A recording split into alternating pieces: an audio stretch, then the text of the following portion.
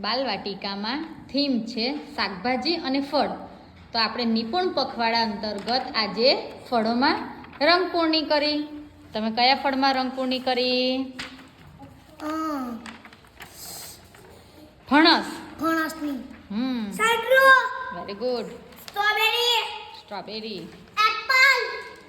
Apple. અહીંયા ગુજરાતીમાં શું કહેવાય? સફરજન. કોરું.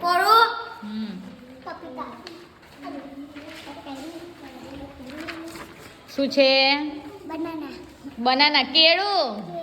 હા, બધાને ઇંગ્લિશ આવડી ગયું બાલવાટિકામાં. શું છે બેટા? દાડમ. કેરી. Very good. જામફળ. અનાનસ. શું છે? તરબૂચ. શું છે? લીલા અંજીર. સીતાફળ. Very good. દાડમ. દ્રાક્ષ.